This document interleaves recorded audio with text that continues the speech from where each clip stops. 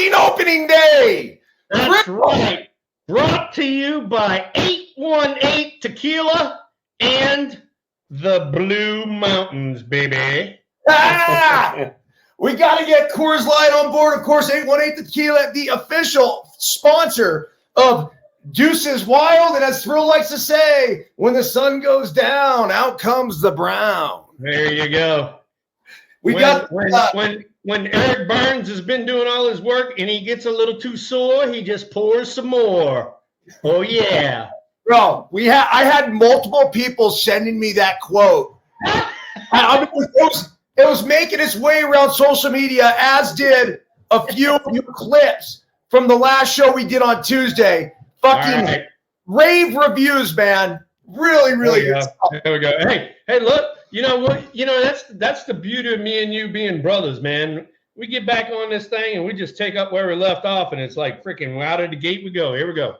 I explained on KNBR this morning, by the way, or not this morning, but this afternoon. And he's there. Tommy's like, "Hey, when's the next Thrill show?" I go, "Well, we were on Tuesday, the first of the season, and then he's coming back on tonight. But I tell you what, on Tuesday it was like he had a whole off season of pent up shit ready to freaking fight." I did. I was rocking and rolling. Matter of fact, Big Mike texted me after the show, and he's like, "Dude, you on fire." I was like, "Yeah, I had a lot of pent up anger. I still do. I got a lot of text." So the guy beside me right now, we already went through the formal, informal introduction. This is my cousin. Finally, yeah. I want to properly introduce him to the No Filter community, though. His name, John Gall, otherwise known as Gallstar. This kid was 2 years old. I was 4. And we were playing a baseball game outside with like the pro at the Pro Ross house. And this little 2-year-old like, "Yo, like, can I play?" And I'm like, "Get the fuck out of here, kid," and give him a little backhand and push him off to the side. And he's like, I want to play. I'm like, "Can you hit?" And apparently this is how our parents tell the story. He gets up there, they throw him one ball, he absolutely mashes it. And so from then on out, inseparable. He followed my path to St. Francis. He ended up going to Stanford instead of UCLA, became the all-time hits leader in the Pac-12, still to this day. Drafted by the Cardinals, and I'm going to let Gall pick up the story now because we both grew up big Giants fans, obviously, and your first experience in the Cardinals organization was with none other than Will the fucking Thrill in camp. Is that right? Yeah, no, it's one of those stories that I've told a few times over the years where, you know, you go to your first big league spring training. I don't know if it was my first one. It might have been first or second, kind of in that little run. And, you know, I'm caddying for Pujols, which is what I did. I just pinch hit for him every couple of weeks. That was my career. But at the end of the day, it's like, you know, spring training, he spent a lot of time, and he wouldn't do the road trips, right? And I think, well, you had just finished up with them, with the Cardinals, had a great run, like into the postseason, right? I think he traded or free agent, something at the end right there, just got hot, like awesome way to finish your career. But you were still, you know, you were still playing shape, and you're out there with us. You know, it's like, you know, you see the roster, who's going out to, I don't know, for, you know, over to Tampa or something that day, and I'm not on it. Albert's not on it. And it was like backfield is, you know, Will Clark and Albert Pujols. I'm just stiff, you know, because of you, not because of Albert, who's probably the greatest right in the last 50 years, right? I'm like, oh shit, I got to get a chance to go hang out. And we all went back there, and somebody's throwing us batting practice, and you know, I was as a fly on the wall. It was just a thrill for me to sit there and watch you pepper the other way and go the other. And I mean, between Albert, me, and you, I think we took you jumped in and hit some balls that day. Yeah. And I remember calling my old buddies back here and just being like, dude, Albert was already an all-star. You called me. I'll never forget. Yeah, you're like, dude, I fucking just was on the backfield with Will Clark and Albert Pujols. And he's like, and you obviously know I don't give a fuck about Pujols. It's the truth. I said I didn't. And it was also one of those things like, you know, childhood stuff. It's like, I think I faced, you know, Roger Clemens, like, you know, the next day. I didn't call anybody, you know, because I grew up in Texas. I didn't give a shit, or Boston or wherever, right? Wherever everybody loves him. But it was like those little childhood years of people that you meet. And for me, that was a big deal for me that day out there. And I know I didn't make the team. And Yes, I was the minor league player of the year that year and didn't get called up. Nothing bitter about that at all. Because that was you should be bitter. Goddamn Cardinals. Yeah. Oh, good God. But that was back when they didn't do that. The metrics were different, right? They just thought if you hit the ball long, it's like, all right, just go out there and you're going to hit homers. They weren't in metrics. My metrics would have played better today. But so hyper competitive and cool when you're out on the field with talent like that and names. Yeah. But hey, so just letting you know, Golly, all right, we got a cast of regulars that are on the chat room, and Miss Nora, she's already jumped on there and she's like, hey, he's got a pack of cards. So they're already jumping on into that Byrnes. He's going to do some ripping of some lips. But we got other things we got to do. Big Mike, I see you out there. The Linda, great to be back. Bill's back. And just letting you guys know that I do not have one of the no filter garage attendant shirts like Eric Byrnes does. You, dude. But come on, man. Give it up. Give some love. It's coming. It's coming. I knew I wore this shirt for you. I wanted to see your reaction when I showed up. This shirt is so much more you than me. Look, the trucker, and I know, but this is straight you. So, hey, question. I'm fully expecting somewhere in this show for you to freaking roll down the window and say, "Hey, you want to fill up there, dude?" I worked at fucking Chevron, bro. Hey, I worked there in college too. I worked at a gas station. Well, it's the first time I ever heard his wife make a compliment about his apparel because he's always wearing that tight shit, and then he goes, Hey, John, we've already nixed the freaking 1970s Coach Carter gym shorts that are about 6 sizes too small. We've already nixed them. One of our greatest segments when actually I had my foot up on this stool right here, and I'm like, Thrill, I'm sorry if my right ball sack is hanging out. But I forget what point I was trying to prove. I think I was talking about climbing up on a wall or something. My God. We had Linda and Nora on there with their freaking eyes closed. Hey, so question for you, because Gall, this is a perfect segue.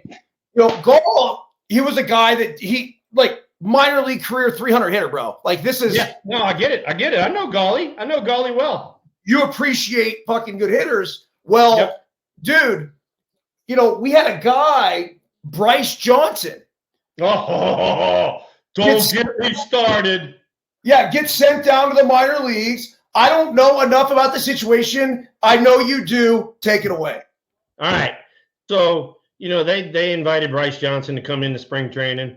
They wanted him to run wild. He can run really well. He wound up hitting, I think, 350, 360, somewhere up in there. Stole like 12 bags. He led the Cactus League in stolen bases. And he was like looking forward to making the team. And I'll be goddamn if today they don't claim some guy by the name of Beatty.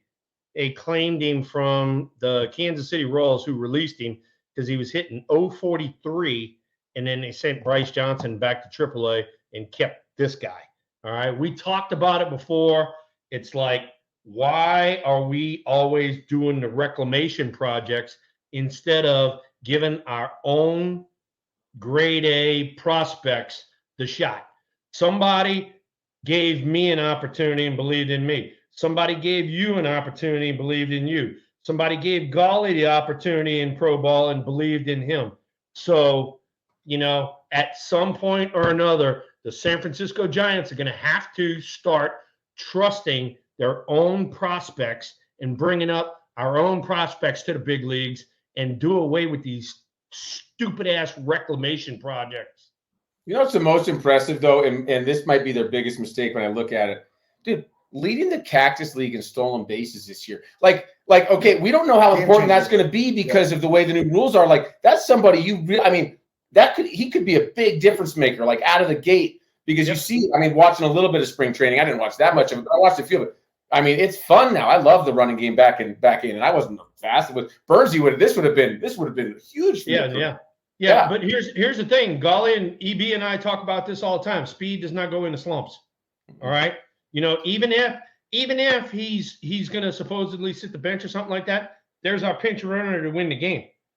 Something like that. You know, it's like you need some speed. And then they especially wanted this kid to go out in spring training and prove it. He proved it beyond a shadow of a doubt, and he should have made this team. And to have somebody get signed in front of him that was hitting 043, that's a big time shove it up your ass.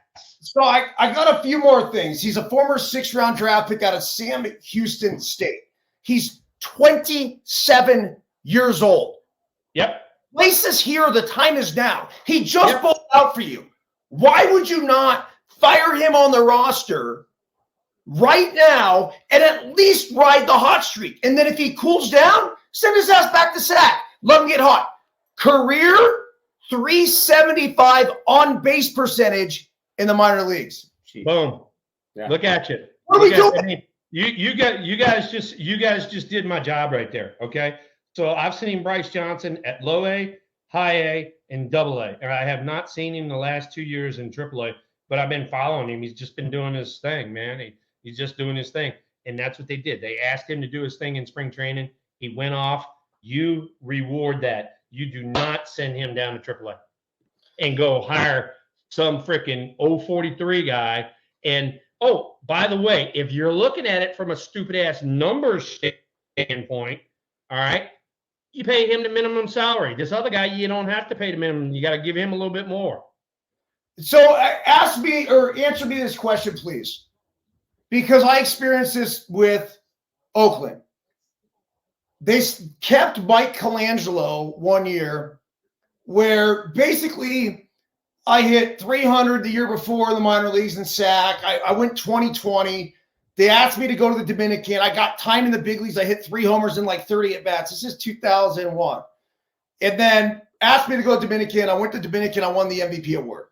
I came back. I basically showed up in spring training and went through the whole Dominican League season, won a championship, obviously amazing experience. Started off spring training a little slow, hit 4 home runs in the last week of the season, and then got sent down because they kept a Rule 5 draft pick, Mike Colangelo. My argument always was, and I'm not going to come off of it, is that was a Billy Beane, I want to prove to you how and why I'm so great. So instead of, dude, guys within the organization, Thrill, are in the organization, right? But if you're a general manager, you're trying to prove your self-worth. You're trying to show everybody how fucking important you are. You go out, right? And so Billy was known for his Rule 5 draft picks. Colangelo was a Rule 5 draft pick. Frankie Menachino, Rule 5 draft pick. Scott Hatterberg, I don't think it was a Rule 5 draft pick, but he basically signed a minor league deal. Those are the guys that they could say, look at me. This is why and how I'm so great. And so I almost feel like this Bryce Johnson thing right here, it sounds a lot like that. You got it right. Put it this way. You got guys that are, they're in the organization, instructors, coaches, stuff like that. And I've already had 3 phone calls today going, what the hell? And so we're all in the same boat together. All right, let's switch gears a little bit. All right. We had opening day today. We had Logan Webb against Garrett Cole. What do? They go out there and they rack up 23 strikeouts. It was pretty impressive from both sides. And then you and I and Golly talked about it before the show kicked on. But Judge catches a sinker out over the plate, hits it out of center. Gleyber Torres catches a sinker out over the plate. He goes out of right for a 2-run shot. And on those 2 occasions, Logan just missed his spots, just let the ball out over the plate. And 2 good hitters, got him, made him pay for it. And that was the difference. But in the meantime, all right, if you look at the Giants lineup, 16 punch-outs and 4 hits. 16 punch-outs is absolutely fucking horrific. I'm taking a look right now, Thrill. We have live baseball behind us, and Yasmani Grandal. Man, he's all tatted up. Looks like he just got out of prison, dude.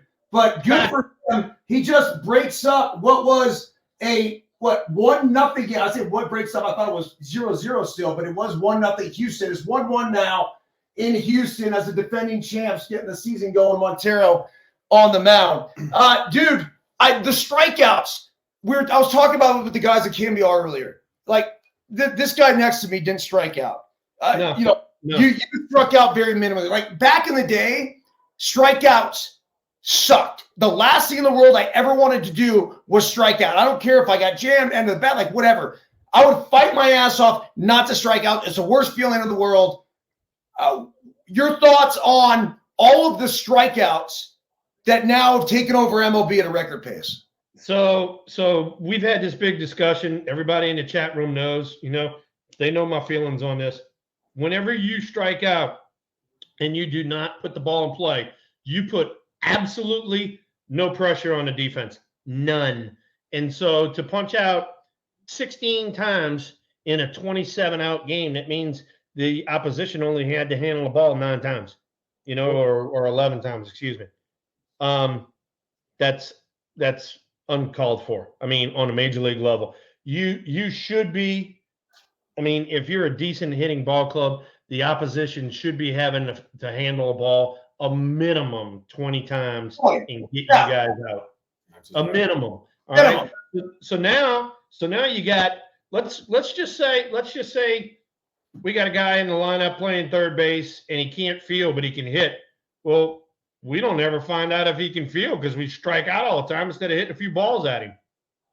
I mean, well, today the Yankees struck out 16 times too. Yeah. So you've got, and by the way, I think if you swap pitchers, I think Webb might throw a shutout again. You know what I mean? Against the Giants. I mean, Cole and Webb, they were going back and forth. The difference is here's your couple big hitters that got it out of the yard. The Giants don't. I mean, it's real simple. It's like they weren't there. I mean, those two pitchers, though. I mean, let's tip your cap on that because those kids can pitch. I mean, these are numbers. And not only that too, golly. Yeah, no, but I mean, I like what you said right there. But then, another thing, and EB and I talked about this too, is Logan's got such a great sinker, and then Cole's got the giddy up and go. And so it was a tale of two pitchers. You could see the finesse guy against the power guy, and they just matching up head to head. I thought it was a really good ball game. Yeah. So Thrill, as the Giants get going here, I mean, I love the fact that you absolutely went off on the fact that they play today, they don't play tomorrow. Yeah. Yeah, no, we talked about this the other day. Golly, when have you ever started a season and not played on a Friday night? And not played on a Friday night in New York? What the shit is going on? Yeah, that doesn't make any sense. And guess what? Guess what? The Giants have 4 Friday nights off over the course of the season, and they have 2 in this month of April. 2 Friday nights off. They have 4 over the course of the season. It doesn't make any sense to me anyway. I try to buy Warriors tickets, and they're so damn expensive, right? You can't go on a Friday night because they're so expensive, right? You go Tuesdays, whatever. Like, I don't get it. How do you not play game number 2 on after opening day in New York? How do you not play on a Friday night? Who the hell's making this schedule out? That's stupid. By the way, Maldonado in the bottom of the 8th inning just went off the top of the wall. We got the defending World Series champions, the Astros, going against the Chicago White Sox. White Sox are supposed to be good this year, man. They got that dude, Dylan Cease. I don't know if you've seen him, but he's got that furry Murray, bro. It's a next level mustache. You know what? I don't follow the White Sox too much, so you can pretty. The only guy I knew from the White Sox is that Jose Abreu, dude. All right, so I just learned about Kendall Graveman, who was on the WBC team, and I go down to the pool play in Arizona because I do work with USA Baseball, and who's right in front of me but Joe Kelly with his Graveman jersey on, just cheering like he's friggin' just a drunk bleacher guy going crazy. It was awesome. They must be good buddies. And I didn't know Graveman at all, but he's pitching right now. Well, Joe Kelly. I tell you what. I've been around Joe Kelly, and you can say whatever he wants, but he's a freaking gamer. I like Joe. Oh yeah, he was fun. He was fun. Freaking drilling the dude and all that sort of stuff, and doing the crying. I love that shit. I thought it was great. Yeah, there was a bunch of guys like Eric was saying. I think he's still playing, but like there was a bunch of guys because that pool play was in Arizona, and the games were at night. If you had friends playing or whatever. I mean, Pedroia was in front there too. I know he's gone now, but okay. I have two former first basemen here. Gall was more utility, obviously. Throw your first baseman. So, tell me, because we're going to watch Andrew Vaughn over here, and I don't know how well you can see it, Thrill, but he's standing in front of the bag, and that's basically the way he's going to attack the first baseman when it comes to holding a guy on. There's different theories, different ways. So we have a big kid. That's going to be a double play ball. See you later. So we got a big kid. We got a kid that's 6 feet on our Let Them Play team. Of course we do. So this kid, he was having trouble. He was kind of awkward over at first base. I go, bro, do me a favor. All I want you to do is stand in front. Here's a bag. Stand in front, ready to field the ball. Just because his lateral movement's not great. Stand in front, ready to field the ball. And then when the pitcher throws over, I want you to get it. And I want you to backslap his ass. So he's getting like this. He's like, whoo, whack. And dude, the runners, this kid's a big, strong kid. The runners were so fucking pissed. The other coaches are pissed. I didn't give a shit. How would you teach holding a guy on first base? Well, it's left or right-handed. That's the thing. If you're left-handed, it just plays for you so nicely. Yeah, it plays. It plays a lot better being left-handed. You got a lot more room to negotiate. Right-handed's a little tough. But what you do, E, is instead of showing him your shoulder like this, hey, pitcher, throw it right here. You always square up to him. You give him a bigger target, and no matter where the ball is, you can move left or right equally, especially if you're a big guy. But you always know that when you catch the ball, you go down to your right foot because the bag's right behind your right foot. And so there's your tag, The latest craze, and you saw it right there, was they want to have these guys play kind of in front of the bag and up a little bit. And their theory behind it is if I catch the ball, I'm going to tag him quicker. But if you are coming in head first, your head and your arms and all that shit are by him already. So it's a bunch of bullshit. These guys trying to make up new ways to play first base. Yeah. Your thoughts? Well, so I learned it from Jose Akendo, right? The ultimate utility guy going, right? And he would talk about as a right-hander, same thing, right? Squaring up, making sure, because as a right-hander, you want to actually get off square even worse, right? Because I got to get, where I'm catching, I got to get my tag over here. So look, I'm turning my body right like this. So still staying square, keeping that glove back, almost like where you turn into almost like stay square to what? The pitcher? The pitcher. Yeah, the pitcher. So and then when the ball's in the air, all right. So John's squared up to the pitcher. So when the ball's in the air, do kind of what you do as an outfielder, do a drop step. All right. The ball's on this side of you. You're going to have a tag, drop step, and wham, right down you go. Okay. Yeah. If the ball's on this side of you, you're not going to have a tag anyway. So you just catch the ball. Just make sure you ain't fucking overrunning the bag. Yeah, it's interesting because there's certain things in baseball that I never learned. First base was the only position I don't ever remember playing in my lifetime other than T-ball. Isn't that crazy? God, I played with him when they tried to convert him to catcher in high school. Dude, oh my God. The ball's going in the outfield, him overthrowing the set. Oh, fuck off, dude. I caught the shit out of that, man. I did a great job. I say so much so, Thrill, that I got drafted out of high school. I caught my whole senior year. I didn't play another position. I got drafted out of high school. When the draft list came out, it said, Eric Byrnes, Los Angeles Dodgers, center field. He could play catcher all year. He got drafted as a center fielder. Fucking athlete, bro. An athlete. It was a good experiment. I understood why they wanted you back there. Well, we have a catcher. Todd Johannes left. Remember? I thought it was Gary Adams of UCLA that wanted you to do it. Oh no, Gary Adams didn't give a shit. Okay. Gary Adams. They drafted you as a center fielder because that's where the fucking ball kept winding up. Oh, dude. It was, I'll never have, once I did that, I'll never look at the game the same, catching the same. I have so much respect for catchers.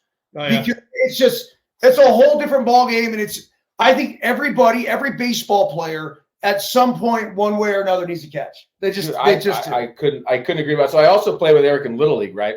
So getting him on the mound as a pitcher. Now you were a grinder on the mound. Actually, he would get out there. You could pitch. You could pitch a little bit. I mean, I threw cheese, but fucking I'd hit 3 guys and then I'd strike out 3, and it was miserable. I hated it. Yeah, you cry a little bit, you know. I only cried when we talked about that. We talked about that last year because he's got the little team that he's coaching, and he says, "Dude," he says, "I'm winging the shit out of it at him," you know. You're damn right. And I only cried when I struck out, so it was a good thing I struck out like twice a year, man. There you go. Yeah, you could always hit. Hey, right, so do we have anything else on the Giants Yankees other than it was 2 good really pitching performances? They took advantage of 2 freaking sinkers out over the plate, and that's about it, right? A lot of strikeouts. Yeah, I mean, I'll go over the box score with you.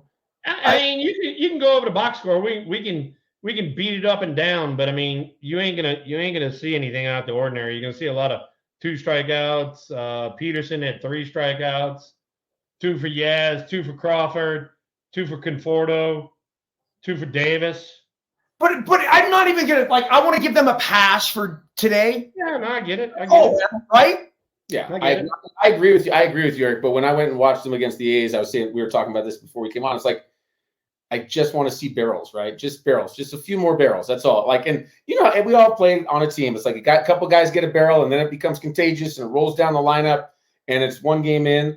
They have a tough. Their schedule's tough to start this year. I mean, all right. Here's another one, John. All right, and Big Mike just came on there and interleague play and all that sort of shit. All right.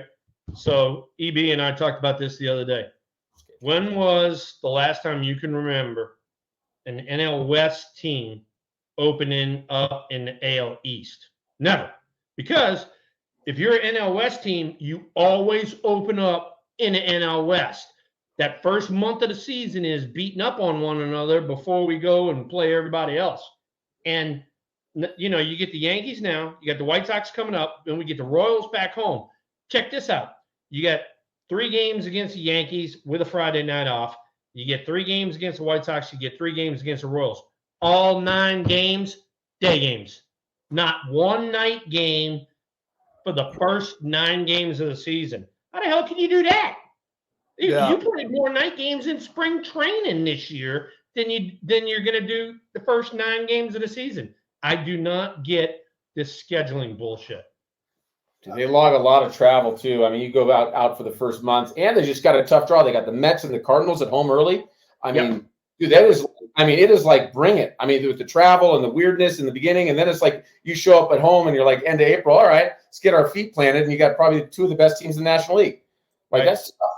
First and second, 1 out, top of the 9th inning. Chicago White Sox 1, Houston 1. If you want to watch a game, it's on ESPN. We're streaming in real time right here. You can fire that on. We are a second screen experience.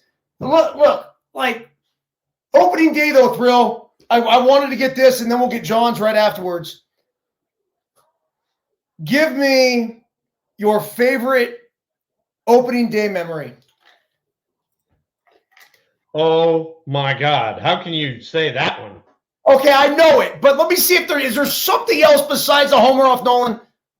Okay. How do you start your big league career first at bat going yard off of Nolan? All right, that's it. All right. Let me give you a follow up from that. Okay, that's what I want. We already know that shit. All right. My favorite memory of opening day is, believe it or not, I had a 15-game hitting streak on opening days. So that means you're facing everybody's number one, and you gotta hit at least 1 hit in each opening day for 15 straight years. Wow, that's incredible. What the fuck? Then what? Did you do it every year? Because you played, right? Every year. Whoever was out there freaking got one off of him at least. Kept the streak going, baby. You know if anybody else has done that? I don't know. I mean, that's a stat. That's a stat that's kind of really unique. We'll send it to Steven Luker. Yeah. Luker, jump in there. Hey, bro, you're gonna have to check that. The longest opening day hit streak, please. Steven Luker's even saying Will didn't mess around on opening day. Luker knows. He knows. Your point about number ones, because the rest of the year, as it gets going, they don't all line up the same way, right? It's just it's like they're coming out hot. That's incredible. Well, and that's like you when you're at Stanford, and you're facing that Friday night starter. Friday night guys. You're gonna get that guy as number one. How's Mississippi State doing this year, by the way? Oh, they're sucking ass. Don't even get me started. So Ron Polk. I played for Ron Polk in college, and for those that don't hear. Nice. And I still get my Christmas card, my birthday card. I bet you do too. Oh yeah. So on April 14th, they're erecting a statue. He's been, needless to say, in the Hall of Fame and all that. But now they're gonna put a statue up, and I'm gonna go up there for the ceremony and all that. So Ron Polk's just an absolute legend, right? And I played with him, Team USA, and he's coaching us. I'm down in Nicaragua, and he'd take the player of the game every night out to steak and lobster after, right? So one day that's me, and I'm out there. And we sit there, and right before we actually get any food coming to the table, he sets down a Nicaraguan cigar, a Cuban cigar, a Dominican cigar, explains all of them to me, and asks me which one I want to smoke first. I can tell you one thing. He's easy. He's easy for Christmas and his birthday. He gets a fucking box of cigars from me every year. Oh, yeah. No. It was incredible, but he was teaching us. We were kids, right? We were in college, and he's just teaching us all about cigars. It was great. So he was at your retirement ceremony, Thrill. Yeah, he was at my retirement ceremony, and then I'm going to be there for him.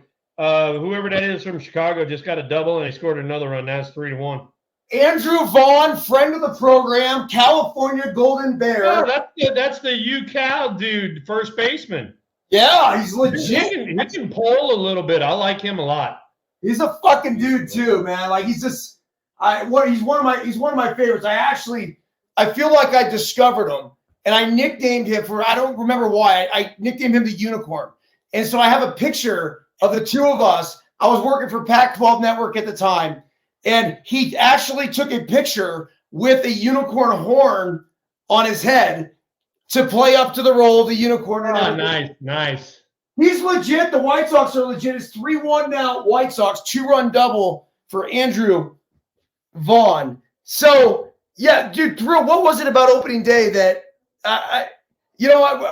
was it a little extra? Like, you rose to the occasion, all the big moments. It's like the fucking NLCS, too. You know what? And this goes back to kind of, you and I talked about this, how I talked to Tony Gwynn about spring training being too long and how I broke it down into segments. So the first 2 weeks were, all right, look, I'm coming out to shoot. I've been doing all this off-season preparation and all that, and I want to get my feet up onto me. The second 2 weeks are, all right, I need to get my timing down. I gotta start getting my timing. I got to be able to go that way, pull a few balls, all that sort of stuff. Then the last 2 weeks, which is the third trimester, whatever. All right, that is the bell's getting ready to ring, and I am game on. And so by the end of that 2 weeks, when opening day was getting ready to rock, dude, I was locked. I mean, locked. I was ready to go. Let's go, boys. Yeah, but dude, I think it goes beyond that because every big moment, I don't care if it was the Olympic team, if it was the NLCS that we all remember, if it was opening days, which I don't give a fuck what anybody tells you, but those games are simply bigger than every other game. And so what was it? And I know we've talked a little bit about this, but I'm going to bring it up again. If you were to talk to one of our kids, right? They're all downstairs and they're running around like wild maniacs. If you're to talk to one of our kids, as a matter of fact, Drew Gall's sitting right here. John's 14 now? Yeah. 15-year-old kid is sitting right here. Yeah. If you were to tell him, how would you approach the big moments to have the most amount of success, what would you say? See, and then that's the big thing. That's the big thing is having that success like that. It started kind of in high school. I got, I came up in those big situations, would come through every now and then college got to be the same thing, and then pro ball got to be the same thing. And the more you're in those situations, the more you're able to calm down, the more you're able to relax. And the one thing that I tell everybody, and you can see it in that Mitch Williams at bat. You can see it in my Nolan Ryan at bat because they shoot me from the side.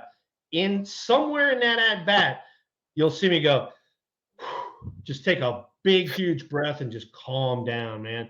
And the little hairs on the back of your neck start standing up. You're like, all right, here we go. And it's time to lock in. And then I always wanted to pick a pitch, pick an area to plate, hunt it, and stay on it. And you and I talk about that. You know, a lot of people can't do that. It was something that I was just happy to do. I was comfortable doing it. And when you do your homework, you pretty much get that pitch you're looking for. And thank God I didn't miss it a few times. Dude, so one of the things I remember from the Nolan Ryan at bat was you actually smiling after he threw you a first pitch curveball. At that first pitch curveball. Yeah, you bet your ass I was.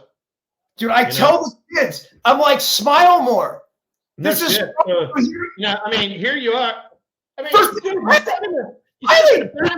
step in the batter's box and you look out there and you go, look at this big fucker out there, you know? And, you know, you got all the freaking butterflies and all that sort of stuff. And I'm geared up for that freaking fastball in the first pitch, a hook. And I was like, oh shit, one of them numbers. But then the great part about it was I saw it really good. And I was like, all right, well, I saw that one pretty good. And then the next pitch he missed with the fastball. And then the third pitch was the fastball that I got. And you know, I told you, I still got it on videotape. I got it on DVD around here somewhere. But in the Astrodome, you know, I caught this son of a bitch dead center, and that whack off the bat just reverberated. It was one of the most beautiful sounds you'll ever hear. It was, oh, whack, and you go, oh, shit, one of them numbers. You're like, ha! So, dude, I went by. We were in Houston. We played this tournament in Houston a few weeks ago, and I went by the Astro. We actually went next door because there was a rodeo and a concert. It was Jason Aldean. But we got straight looks at the Astrodome, and all I could think about the Astrodome, like that's one of my first memories in baseball is listening to you. I was listening on KMBR, but listening to that, like that bat crack. I remember that bat crack. Yeah, yeah. Like. And being in the Astrodome in an enclosed environment just made it worse. I mean, you know, when you caught him at Candlestick, I mean, people stood up immediately. Man, when you caught that one in the Astrodome, it was like, oh God. Somebody went big fly. Big donkey fly. That's got to be Jordan. Yes, it was. Yeah, he went big donkey. Fastball down and in. He went golfing. Dodgers traded him a few years ago. Yeah, how about the fact that the Dodgers had him? Yeah. Jeez. Hey, Luker came on there. He did some homework. He said the only guy right now with a hitting streak is Mookie Betts. He's got 8 games. Okay, that's impressive too. Did he get a hit today? I don't know. Or do the Dodgers play today? Have they played yet? I don't know. Let me go to scores. Yeah, they might be the end of the day. I'll check it out. I'm sorry, I'm refilling my 818 tequila title sponsor. No, they don't play. It's 7 o'clock tonight out there. So Ron, they got 25 minutes before they start up. So Ron Fairley, Hank Greenwald, who are the other guys that were your radio guys back in the day? Because we grew up on radio, so I would sit there falling asleep at Giants games as a kid. You know, those are my guys, right? Yeah, Greenwald, and then, you know, I mean, he was our main dude. Fairley came along a little bit. We had Stone. Wasn't Steve Stone, Jeff Stone, somebody Stone. I don't remember. He was part of ours. And Luker, you can come on that one. Who was the radio guys for the Giants late 80s, early 90s besides Hank Greenwald? Luker. Steve Physioc was TV. Physioc did TV. Yeah, they that was. Boy, I tell you what, you want to talk about somebody that was green behind the ears when he took over? Oh my God! Really? He would come into the clubhouse. You'd have to explain to him what the hell we were doing out there. It's like, Steve, dude, come on, man, you gotta fucking catch up here. Catch up. So 3-2 right now, Chicago White Sox. We got the A's starting at 7 o'clock as well. Thrill. Over here, Drew Gall, 15 years old, freshman in high school. He's opened up a pack of 19 89 Donruss, or were there the 1991 Bowmans? These were the 91 Bowmans that I was grabbing. Yeah, 91 Bowmans. So Drew's going to come on to the screen here, and he's going to. By the way, Moose Man, you're not giving me my due right there. It's not 6, it's 7, because I had 6 off of him in 1988 alone. So just giving you that. Hey, Drew Man, what's happening, brother? What's going on with you? Well, Drew's got that's his Burlingame Panthers. Yeah. That's what I'm talking about. How's the Burlingame Panthers doing? We've only played one game. One game. You mean you've only played one game because you've had 6,000 inches of rain? Yep. Bro, 600 inches of snow have come to 6,000 inches of rain. No kidding. I mean, you got the snow. Drew and them got the rain. What the shit? Y'all think y'all from the South or what? Come on, man. You guys handle it better. So, Drew, you opened up the pack of cards, man. Who do you got? And then do you? All right. Before you do that, Drew, do you recognize that guy? No, Alan Anderson. Oh my God, Alan Anderson, left-handed pitcher for was it the Twins or the Indians? One of them. The Twins. You know anything about him? Yeah. So I mean, I didn't put it this way. I didn't face him because, like I said, he was in the American League. I just knew his name. Okay, fair. Born in 19. Any decent stats there, Golly? Very average. Actually, I mean, 4.5 ERA. Hey, Thrill, by the way, Jose Abreu is now playing for the Astros. So we're at like an epic at bat right now between Lopez, the closer of the Chicago White Sox, and they're up 3-2. Jose Abreu 1 for 3 on the day. This closer's thrown 101 miles per hour. The 3-2 pitch right down the middle is fouled off. This is a big at bat. Give Thrill another guy, Drew. Who do we got next? John Havian. I don't know. John Havian, yeah. Yeah. That's don't know him. Yankees. He probably look at his stats back there. He probably doesn't have too many at bats.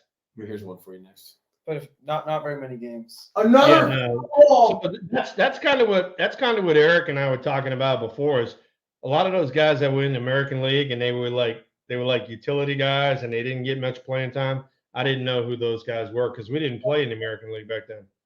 He was a pitcher with like a 4.5 ERA. There you go. Even worse. He got owned. Okay. DJ Dozier. DJ Dozier. Oh, old DJ. He could play a little bit. Abreu grounds out, 2 outs now. Astros still down 1. What an at bat though. This is DJ Dozier's. Is this his rookie card? Rookie card. How did he wind up in an 89 pack? No, this is 91. This is 91. I stay away from 91s usually. All right. Oh, you give him that one. Joe Girardi. Girardi. Come on. I'm sorry. Jeez. Come on, Drew. Pay attention. Come on. Jesus. Fucking manager, Drew. We got to get this. You got to get this shit together. Yes. He was. He got fired last year by the Phillies. He was a Yankees manager for a long time. Your dad actually played with him briefly too, by the way. Did you really? Oh yeah, he was his last hurrah. They did a Will Clark thing with him with the Cardinals. Brought in Girardi. There he was. There. That's where he finished. Will, what your thoughts? So Joe Girardi split time when he first got called up and stuff. He split time with Rick Rona behind home plate with the Cubs, and Rona was behind home plate. Rona was behind home plate for game 1 of the playoffs, and Girardi was not. Girardi was sitting on the bench. So Girardi, Thrill, somewhat of a controversial character. He was fired from Philadelphia last year. Rob Thompson took over, and then he led him to the World Series. Girardi, in the Yankees clubhouse, even, again, just a bit of a controversial character.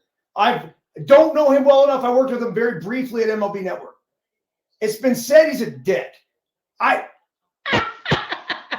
not going to get too far into that because I don't have enough experience to actually validate it one way or another. Have you heard that about Girardi? And is it? Am I just pulling this out of my ass? You got me there. I mean, I don't know him that well, and I don't have any contacts in anywhere where he's managed. So I couldn't tell you one way or the other. He was a good team. I played with him briefly, and he was great. I mean, seriously, he was got along with everybody. Chad, he's a catcher. He's got to figure out how he's got to deal with all different kinds of people, and he was good at it. That's why he became a politician. He was probably He was very like that. When I dealt with him, he's a politician. I would agree. There's definitely you can tell there's a little politician going on there. Like even when he played, but he was a great teammate. And dude, I can. All right, so Luca comes back at us. He goes, Ron Fairley, Kruko, Tito was a Spanish radio, and he said Joe Morgan was up there too. He was. Nice job, Stephen Luker. Thank you, brother. All right, who else you got? Willie Greeny. Willie Green. Oh, from the Expos? Yep. Wow.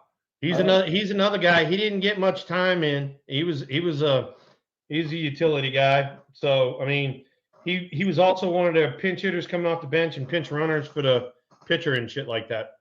Hey, Will, let me do you a favor, dude, because that was an absolute shit pack. Don't worry about it. Don't worry about it. All right. While you're looking, I got one for Moose Man. Okay, since he shorted me on homers off of Nolan. Ooh, 87. All right. Yeah, more your speed. This is, and I explained it to everybody. All right. So when you would play back then, you would play like 3 teams and just pick the 3 teams. You play Chicago, Pittsburgh, Houston, and then Chicago, Pittsburgh, Houston would come to you the next week. So you got these guys back to back, right? So we're in Houston and we get Nolan, right? And so I'm sitting fastball and he just left one right there and I get him, right? So then the next time up, I'm like, oh shit, he's got to throw a breaking ball. Sure enough, breaking ball, I get him number 2, right? So now I'm sitting on the bench and I'm like, shit. And everybody's like, what? I go, he's going to drill me. And they're like, don't worry about it. So anyway, so they took Nolan out the game so he didn't get a chance to get me. So we go back to San Francisco. We get Houston coming in. Who do we get? We get Nolan, right? Same thing. I'm hunting the fastball. Whack, I get him again. So now I got 3 at-bats off of him, right? And I'm just going, Jesus Christ, oh no. And so I go up there for my 3rd at-bat, right? And he throws, and I'm already like cringing, like he's gonna get me one of those numbers, and he don't knock me down. I'm like, oh shit, all right. So it was a fastball strike. The next pitch was another fastball, and I missed it. And I'll be goddamn if he didn't try to take the 0-2 and he tried to bounce it on the ground by my foot, and I have no idea how I did it. I just dropped the head and whack. And it was going down the line. I'm like, oh, don't hit the foul pole. Don't hit the foul pole. Wham! It hits the foul pole. Now I got him 4 and 4 at-bats, right? And I'm sitting on the bench, and I'm Who was it? Oh, Jesus. 4 fucking homers and 4 at-bats? 4 and 4 at-bats. So I'm like, oh, shit, right? So now I'm up there to 5th at-bat. And in the meantime, everybody's like, oh, don't worry, he's not going to hit you. He's not. My ass, he's not going to hit me, right? So I'm up there, my 5th at bat, and as soon as he's in the windup, I just turned around, right? And he hit me in between the shoulder blades with about 125, right? And I was like, oh, Jesus Christ, one of those numbers, right? And I'm going down to first base, and the thing I'm thinking the whole time, I'm like, don't look at the big bastard. Don't look at him because he's sitting over there. He's like, one of these numbers. You want to tear your head off, And that's my Nolan Ryan get caught in the middle of the shoulder blades with 120 mile an hour fastball story. Dude, I would not condone ever having one of our kids hit another kid. But if you told me there was a kid, even a kid, that hit 4 straight homers off of our other kid, yeah. I literally would tell him to stick it in his fucking ribs. But you got to remember, I got him twice, and then a week later, I got him twice again. It was different ball games, but shit happens, I can't believe he didn't hit you earlier. Oh, I was so ready for it. That third, after I hit the 3rd one, I'm like, oh, I'm wearing it. And for whatever reason, he didn't. I don't know why. All right, so We got the pack of 19. So, by the way, Ian Gloss just showed up. Oh yeah. Look at this dude. Let them play at. Oh man, look at you. You see, Sick. that's what you're doing. You're having a crossover from Let Them Play into the bananas. This All whole right, thing. so you can use it. You can use it universally. That's what you're doing. I'm trying to look for some. Ooh, go Yeah, for this one. yeah. Go for it. I'll do this one for Because you. you played with them. Because I remember it. Billy Swift. Oh, freaking turbo sinker. Oh my God. You want to talk about a rough day at the beach for a right-hander? Oh my God. 92, 93. I played on the Olympic team with him. Billy Swift he's from the University of Maine. And so I played on the Olympic team with him, but then, he was in Seattle and then he came over to us in 93. And he and John Burkett were both 20-game winners in 93. And I'm talking about he would saw off a right-hander with the best of them. I'm talking about just a fucking nasty, hard sinker to just chew him up. Dude, I got a Billy Swift before you go to the next one. Billy Swift, because fun fact, one of 15 children. Holy shit. 15 children. Hey, mom and dad were doing a lot of shit up in that snow up there, dude. And I'll tell you, Hey, you better watch out for Byrnesy. He had 55 feet up in there. Him and Tara we might be having all kinds of shit going on up there. Byrnesy's believe in birth control. One of 15. That's insane. Yeah, but Byrnesy's also been incredibly active, Thrill. Byrnesy, Drew, cover your ears. Oh, Cover your ears. Byrnesy knows how to pull out. Dude, it's a rhythm method. hey, All right. so here's a fun one that we pulled. Oh yeah, look at this. I'll let Drew take over. Oh. So this is 1987. It's a Giants Jim Gott and Bob Melvin. Giants leaders. Okay, yeah. Yeah. Name the categories. Hold on. So Drew, let's let Drew do this. Name the categories. Go ahead. Take center stage. All right. Get in front of the camera. Right here. All You right. see it, right? Yeah. Clear. Yeah, get a little All right. closer. By the way, Astros lose Andrew Vaughn, the hero. Hero. All right. Just give me stats. Runs. Robbie Thompson. Oh, hold on. Yeah, so John, we want a Robbie Thompson story. Like, Yeah, give runs me Robbie Thompson. Oh, Give him you Robbie. just did a story? This is Eddie Robbie Thompson. Oh shit. He was at the retirement ceremony. What up? There's some really good ones. All right, so probably it's one of my more emotional times I've ever been on the field. But in '93, the Giants weren't doing any negotiating, and Robbie and I had spent 8 years together on the right side of the infield, and we were getting our ass kicked in LA that last game, and I walked over to him, and both of us were kneeling during a pitching change. We were kneeling on the infield, and I said, well, dude, we spent 8 glorious years together. I said, one of us is gone, one of us is staying. I said, it's been my pleasure playing with you. And then, needless to say, I was the one gone. He stayed. So that's one thing about Robbie Thompson. Second thing about Robbie Thompson is we had the best communication on the infield. When a pop-up went on the infield at Candlestick Park, we had everybody talking, and Robbie Thompson and I were taking a lead. We ran that whole infield. Robbie Thompson and I did. So love it. Let's get a guess on who was the leader of that right there. Who was the leader of the batting average? Batting average. So these are 1986 stats. 1986 stats. Who led the team in the batting average? 278. With 278? Yeah. Yeah. So this is your rookie year, right? Because you got hurt. Not in 86. I hit 287, but I didn't have enough at bats to qualify. Chris Brown. No. Damn it. Who was it? Wait. Give me a chance. Wasn't Hackman. Close. I was going to say Chili Davis. Yep. Yeah, you got it. Oh, there we go. Yeah. So the interesting fact about him. I want some Chili Davis. All right. So Chili's got, I think he's got 400 homers. He's a switch hitter. I think he's got 200 from each side, if I'm not mistaken. Luker, you can run that one, but I know he's got something with the switch hitting thing. Well, Eric and I played for the legendary Maury's team in Alpine Little League, which sure you've talked about. Doug Bowie.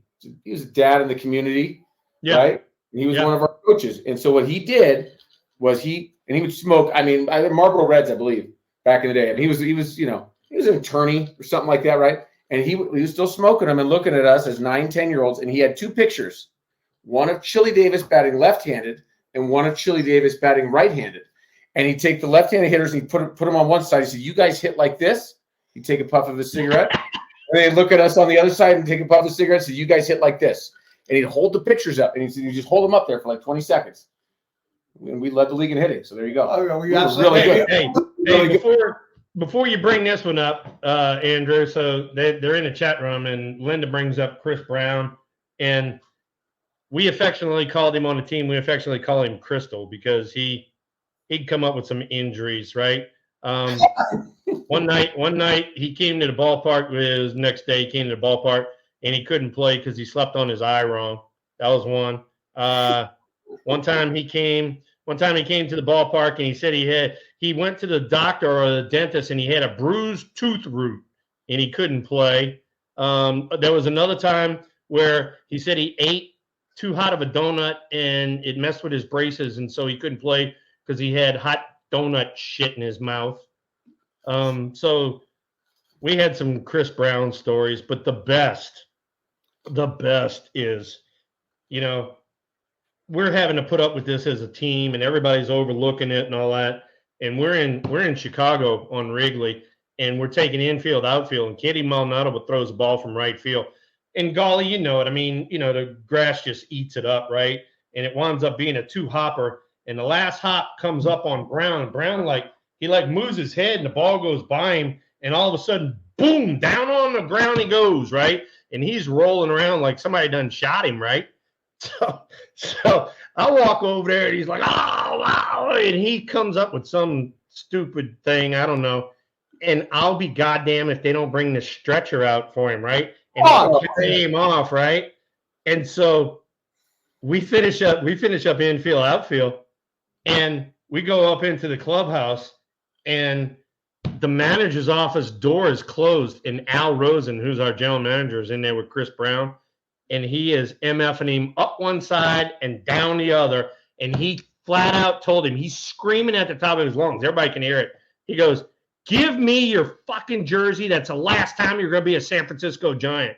And the next day, he was in San Diego, and we got Kevin Mitchell and Craig Lefferts. That's how that shit went down. That's how that shit went down. Right there. There you go. Wow. Dude, that is incredible. Lefferts was good, too. Lefferts was real good for us. I mean, he was trusty. He'd get the big outs in the lineup that you needed. He worked quick, and then what Boogie Bear did. So go ahead, Andrew. I'm sorry. Yeah, what do we got? Sure, go for it. Give us another category. All right. Stolen bases leader. 86. Oh, dude, I don't know a ton about him, man. This is great. I love this guy. Really good. And I've met him before, and I haven't hung out with him a If I had to guess, I'd say Dan Gladden. Yes. How many? How many do you have? 27. That's pretty good. 27, yeah. So affectionately known as Dick Nose. He's just one of those guys. Yeah, Dick Nose. On his Dick Nose? Dick Nose, yeah, just because he'd put his nose in the dirt and off he'd go. And he'd run through a brick wall for you. And just a great hitter, leadoff guy. He's kind of similar to Brett Butler, except he was from the right side. He'd choke up, and he was a little pesky guy, but just really a good dude. Okay. Hey, any word from him recently? Where's Dan Gladden? You know what? That's a good question. I know for a while there he was doing radio and TV for the Twins. Yeah. Because I know he went over there and played later in his career, but I haven't seen him in the last maybe 15 years. Well, dude, yeah, he was legit for the Twins. He was a huge part of their championship runs with Kirby. Yeah, he was part of that, Kirby Puckett and Kent Herbeck and Gary Gaetti. He was part of that group. Yeah. But you got shutouts and complete games. Oh, same guy. Shutouts and complete games. Same guy. Shutouts and complete games. Well, Kruko was an all-star in '86. Was it him? Yeah. Dude. Boom. There you go. 10 complete games. 10. Yeah. 10. No, I mean, dudes wanted the ball back then. You know how that is, Jagali. They wanted to pitch. They didn't want to come out the game. They'd fight. Yeah. 2 shutouts. Which one? Drew, have you first time you handled a baseball card?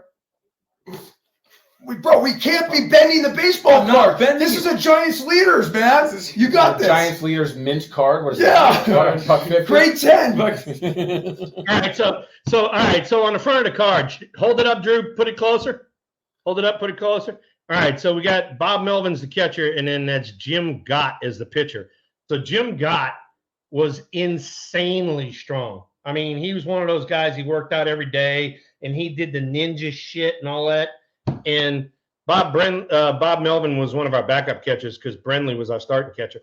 But I remember we were in New York, and I don't know, Hackman was pissing everybody off or whatever. And I remember Jim Gott, he grabbed now Hackman's 6'4" and probably 225 at the time. Jim Gott grabbed him by one hand around his throat, and he freaking pinned him to the roof of the dugout in New York. And Hackman was going, he was choking, right? And I was like, after that, I said, I will not mess with Mr. Jim Gott ever. Do you remember why? Hackman being an idiot. All right, give me sport. Probably said something to Jim. Jim took offense to it, and whammo. Where's Jim from? Give me more God. Like I don't know anything.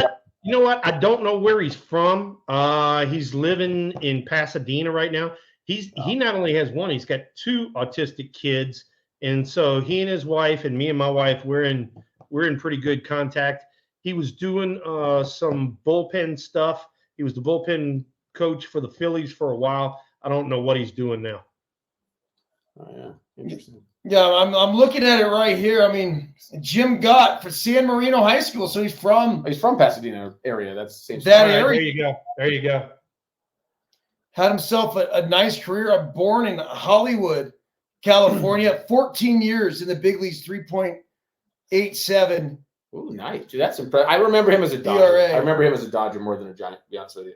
Yeah, that was late. That was later in his career. Yeah. All right. Any more Giants leaders before we dig into this one guy that I have right here? I think you keep going. Yeah. Okay. That All right. Here you go, Thrill. We're at 7:06. We got about 9 minutes left. I promised the girls we'd be down. What's Sarah got for smell-o-vision tonight? Barbecue. Oh, nice. Oh, double B's, baby. This double is B's. cool, man. Come on. Andrew, look at that picture right there. That's 6'2", probably 205. Probably a few years after that, he was 6'2", 265. She's gentle with the fucking cars, you guys. No, you know what? I'm actually interested. Look. I mean, it tells you there's different ways. His swing changed. You can see this. See at the finish here. Yeah. His swing definitely changed. That's not the same swing now. Effective, obviously, when the MVP is a Pirate. Right. You know. Hey, 1-2 is a Pirate. Two right there. Yeah. I mean, it just changed. I mean, well, so did his body. But man, that's what I said. That's what I told Andrew. I said a few years from now he'll be 265. Okay. Give me. I'll let you choose. I like the one in the Pittsburgh hotel room. But I'm not going to say that one. I can't say that one in mixed company. All right. Let's pass that one up. Let's give me. We know the one about Candlestick Park. I love that one. You guys got off the flight and you were out there on the tee and whether it's that one or another one, give me one of your better Barry Bonds stories. So this is 93. We're on a roll. We're trying to catch the Braves because they had passed us. We're in Montreal and we're in a freaking nail biter. And top of the ninth, Barry's leading off, and he walks up to me and he goes, "If they bring Wetland in, he's going to throw a curveball and I'm going to take his ass way the fuck out of here." And I go, "What?" And Wetland was blowing gas at the time, and he had this really good hook. and they bring Wetland in. First pitch is a hook, and Barry hit that sumbitch about 450 out of right center, and Pimp walked him all the way around, you know. And I said, how the shit did you do that? He goes, you know, he says, you forget, you know, I'm from the East. And he said, we played against Expos all the time. He says, I know that guy like the back of my hand. I'm like, all right, I get it. Wetland is Sarah High School guy, by the way. John Wetland is? Yeah. San Mateo. Yeah. I had no idea. Yeah. Speaking of Sarah, you know, one of the guys who, when he first came up, I thought that he would stick around is the little dude from the Mets. Greg Jeffries. I thought he'd stick around a little bit, and he just like fizzled out. I was like, yeah, that looked like to me, no shit. It looked like to me like he got a case of the burnt out and fuck this sport. I think you might be right. He had a couple really nice years out of the gate, like where he was like, dude. He was a dude. Like it looked like it was going to be a big deal, and then it was just. I agree with you. I think he had a really nice compact swing. Yeah. Like it was, you could tell. The first few years when I saw him, I was like, "Oh, this dude's got it going on," and then he just fizzled out. So I just gave a card to Drew. I'm going to re-entrust him with these beautiful 1980s. Come on, Drew, come through in the clutch. Because one that's worth more than $1.50. I have a feeling you might have a story about this guy. Go ahead. I know this guy's son, Lance Parrish. Lance Parrish? Yeah. Oh, how did you know his son? He played when we played. Yeah, he played when we played. Okay. Yeah. I played with him in the Arizona Fall League, and I played with him. Wait, was it Lance Parrish Jr.? Yeah. Yep. Yeah. So Lance, believe it or not, Lance is a big hunter, and so every time Lance and I got together, we didn't talk baseball, we talked hunting. So I know Lance pretty well, and he is one hell of a mountain of a man. He's like, oh shit, he's 6'4" and that fucking wide. He's a big old fella. Yeah, he is, dude. His son was a great guy. I mean, I couldn't be a better person. I mean, all right, good kid. Jay, two more for you, Thrill. This one, I just have a feeling you probably had some epic battles with him. I remember him. Todd Worrell. Oh, God. Can't believe you picked that card. So my Todd Worrell story, first off, he was a National League Rookie of the Year in '86. Robbie Thompson finished second. I finished third. All right. I don't know. You fast forward 1 or 2 more years. I don't know. It was 88, 89 right in there. And that's kind of when I was on a roll. We had a rain out just out of the clear blue in Candlestick. We had to play a doubleheader against Cardinals next day. And I took Worrell deep in the 9th inning, both ends of the doubleheader, walked him off twice. Game 1 and game 2. Gotcha. And he was a dude, he was an all-star. I mean, that was in '86. Matter of fact, believe it or not, I have both of those swings on DVD. I can pull those up for you. So yeah, and we like love to see him. Todd Worrell led the National League in saves with 36. Jeff Reardon, who pitched for the Giants as well, was second. This year he was with the Expos, though. Yeah. 35. Yeah, Reardon was on a roll when he was with the Expos. He was pretty solid. Dave Smith, who was a coach of mine at UCLA. Houston Astros. With the Astros, 33. Oh. Lee Smith, Cubs, 31. Steve Bedrosian, another Giant. Yeah. Phillies, 29. With the Phillies? 29.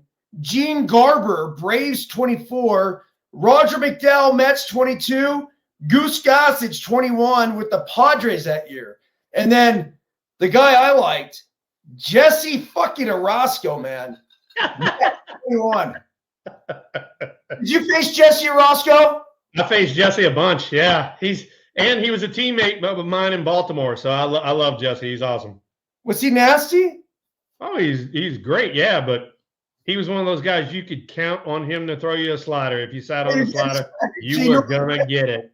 So that's what I just look for. Okay. The final one right here for this evening, I was flipping through these things. This is do you have anything on Leon Durham? Leon Bull Durham? Oh my God. He was the first baseman for the Cubs, needless to say. Either I was down there seeing him or he was down there seeing me. And we really didn't have too much to talk about other than we always played the Cubs early in the season when the wind was blowing in and it was about 45 degrees. And I kept telling him, I said, Bull, I'd like to play here one freaking day when the wind's blowing out. He goes, Thrill. He goes, it's glorious. Glorious. It's glorious. Big Mike will love that because that's Mike's favorite word. But the first day that I played at Wrigley with the wind blowing out was the playoff game in '89, and it was glorious. Bro, literally, like, glorious is the right word. So I'm telling you, I played there. For the first few times I played there, the wind was blowing out, and it was like Nuke City, dude. I'm like, dude, this is the fucking biggest hitter's park I've ever played in my entire life. And then I went there one other time, and the wind was blowing across, and I hit this bomb to left field, and it blew it foul. And I'm like, this is the worst fucking hitter's park I've ever come across in my life. Like, it was Drew, bomb. you like getting on a computer and Googling and shit like that? You do? Good, Drew, I'm talking to you. Drew. Yeah. Yeah, you like to Google and shit like that? Yeah. Yeah, of course. Google Mike Schmidt and Dave Kingman at Wrigley. Okay. Google that one. See what you come up with. You'll be like, holy shit. He'll do it right. About a little respect for Leon Durham for a second. Right. His 1982 season, batted .312, 22 homers, 33 doubles. I mean, by the way, he was legit. Almost equal strikeouts to walks to friggin' bring this show back together from where we started with 71 strikeouts and 66 walks. Nice. I mean, just that's a hell of a year. 90 ribbies with also 28 stolen bases as a first baseman. I respect that a lot. I think that when I caught him, Golly, I think he was kind of on the downslide. You can tell. All right, well, we have a Battleborn with a double deuce hat. I wonder where you got that from. And then we have a Steven Luker with a no filter hat. Look at you. Yep. More professional than ever. I love it, dude. Hey, Battleborn, good to see you, man. You know, Byrnes. Hey, we're gonna play a game. All right, everyone, play a game right here. Okay. Battleborn Mike, Gall, it's the first time Gall's probably seen you in your entire life. There's Steven Luker. Can you guys let's do an age game. Let's guess Battleborn Mike's age. Yes. This is You guys are fucking wrong. I know. We all know. And I'm gonna let you guess Steven Luker. Luker's age and Battleborn Mike's age. Drew, your thoughts. I wanna Just say- look at him. No wrong answer. Mike's 62. Okay. Perfect. That's a guy. Great answer right there. Hey, stabbed you. Okay, Gall, you give me Battleborn Mike's age. Jeez, I got my glasses. I don't know. That's a tough one right there with all that gray, but that's a misleading. It's misleading. I'm not even going to go younger. 57. 57. And Steven Luker. Go ahead, give me a Luker one. 32. Yeah. Dude, you look all grown up, man, with that beard. Look at you. I know. No, 26. 26. I go younger on both you guys. Okay. Steven Luker, your real age. 24, gonna be 25 this year. Look at you go. Battleborn Mike, you sick fucko. Your real age.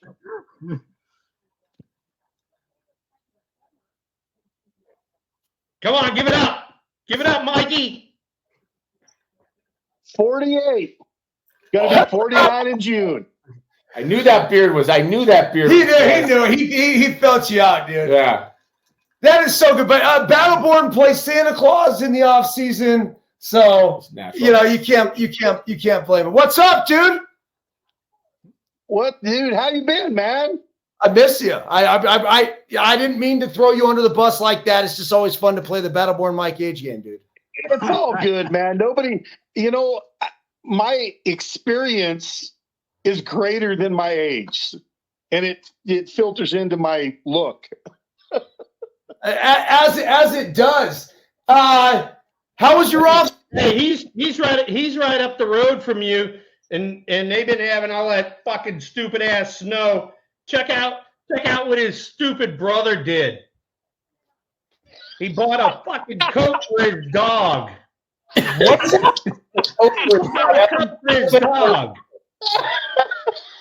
His dog has a freaking ski parka. That's you, Jason, you jackass. And now we got Battleborn Mike's brother on. That's it. That's the fucking dog guy right there, Jason. What's up, guys? Whose beard is longer? Mike's might be a little bit longer, but mine is definitely more luxurious. Luxurious. My Oh, Johnson's my God. longer too. Hey, Like half question. an inch, but don't tell those guys. Older or younger? Is Jason older or younger than Mike? Age game again. Drew, your thoughts? I feel like it's a trick question, so I want to go older. Okay. Go. Well, I mean, I'll go younger, just with the obvious. Like it does look, and the fact that you use more product in your beard makes me feel like you're younger too, because clearly that's got product. Wrong. Older. Older. He's older. Yeah. How about that? I am older than Mike. My brother. Hey, what have you Mike guys is been doing? What have you guys been doing in the snow besides being out in the garage and making jerky and stuff? Just trying to watch a little Nevada baseball, Will, and I'm telling you, watching baseball in the snow is not the most pleasant thing in the world. But Yeah, I was gonna say the white ball mixes in with the white snow really well. it makes for interesting tailgates for sure. How's Nevada doing this year, Jason? They're okay. You know, we have a brand new coach this year. He came from the Brewers organization. We've got a little rebuilding to do, but they're a big team. They like to hit the long ball. He doesn't believe in small ball, but it's been fun to watch. He needs a couple years, but they're going to be okay. Well, Jesus Christ, you should hit the long ball. You're fucking at 6,000 feet above sea level. And I think that's Whoa. 4,600.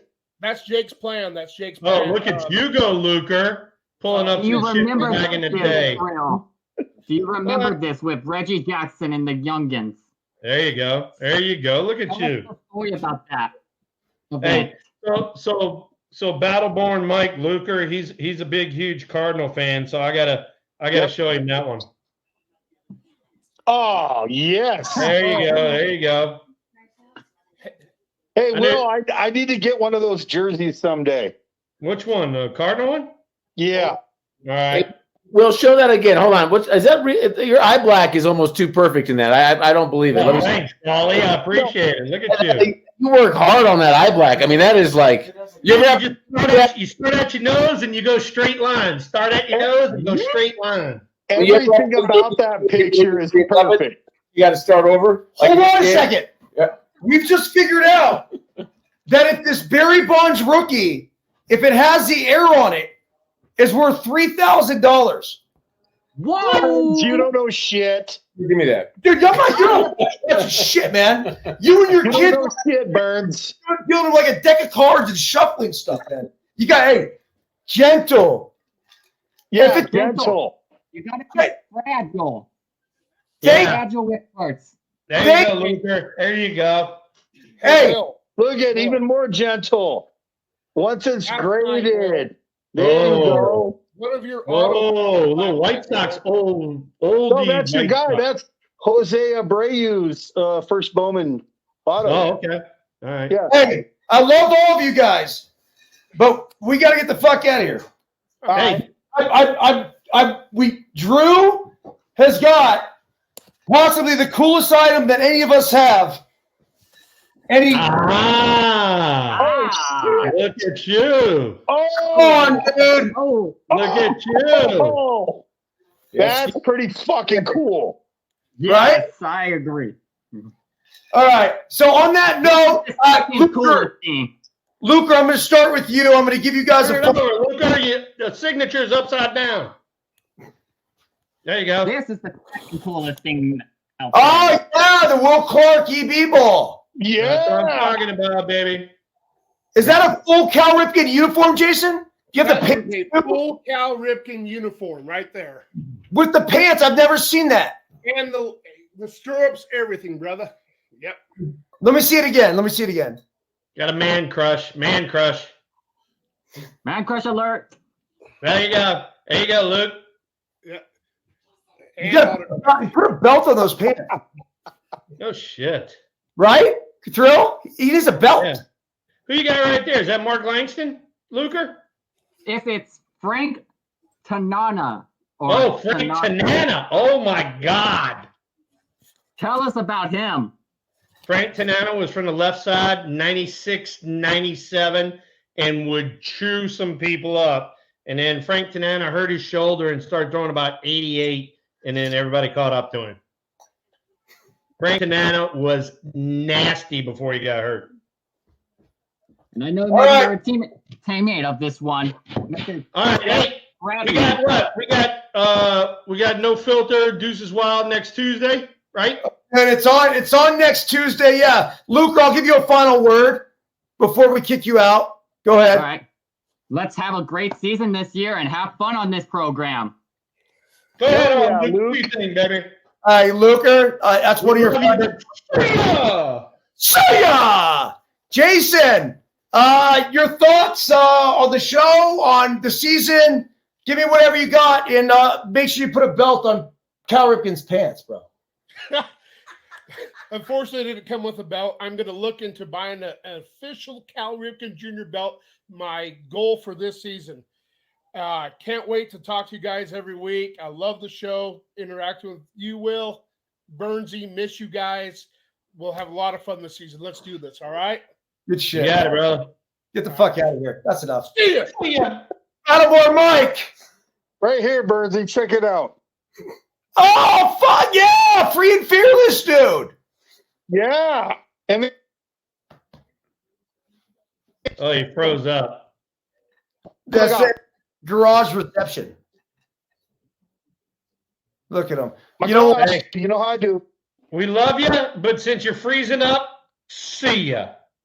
There you go. Get the fuck out of here. Yeah. I mean, that's, Thrill. Hey, good to be back. Happy opening day, man. And Hey, right back at you. Look, it was great having, Golly on there and having Drew on there. It was fun, messing with those guys. We're going to be doing this the majority of the season, and I just hope these guys get the shit turned around and find a way to put some fucking balls in play. I like it, but hey, whether they do or whether they don't, we'll be rocking here every Tuesday night. Deuces Wild, ladies and gentlemen. You got it. Amen. Hey, Thrill. One more thing, obviously, that these boys don't know much about. See ya!